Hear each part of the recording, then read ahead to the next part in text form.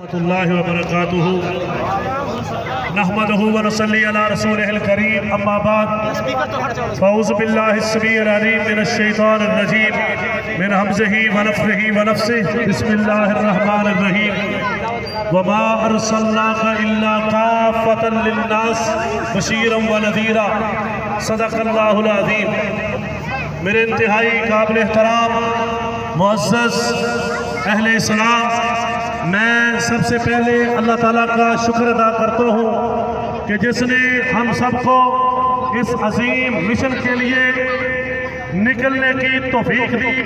اور آج ہم اس بات کو دنیا کے سامنے اجاگر کر رہے ہیں کہ یہ جو دن ہے 7 ستمبر، یہ بڑا تاریخی دن ہے، اور یہ ایسا دن ہے 7 ستمبر کہ جس دن کو 1974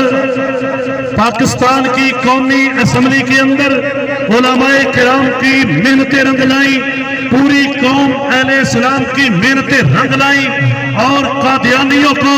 اور جتنے بھی ان کے گروپ ہیں لاہوری وغیرہ سب کو متفقہ طور پہ کافر قرار دے دیا گیا، اور آج تک الحمدللہ وہ پہلے ہی کافر تھے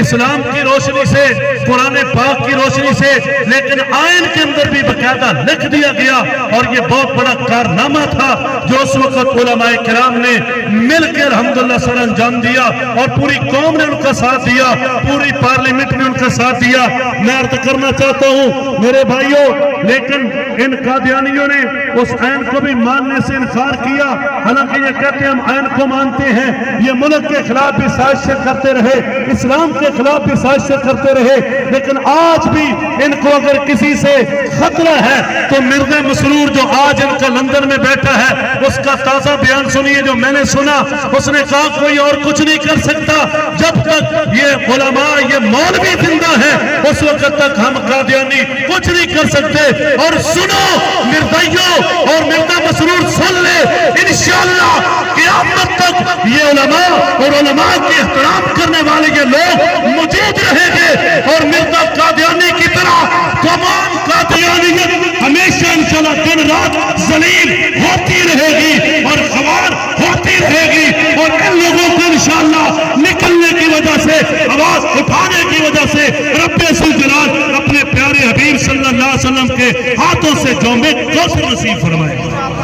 حضرات وقت نہیں ہے، میں اپنی بات ختم کرنے سے پہلے شکریہ ادا کرتا ہوں اور خراج تحسین پیش کرتا ہوں عالمی مجلس تحفظ ختم نبوت چوکازم کا، کہ جنہوں نے ماشاءاللہ تمام مسالک کے علماء کو اور احباب کو جمع کیا، اور یہ شاندار چوکازم کی تاریخ کی ریلی نکالی۔ انشاءاللہ یہ ہر سال نکلے گی اور انشاءاللہ بڑھے گی انشاءاللہ۔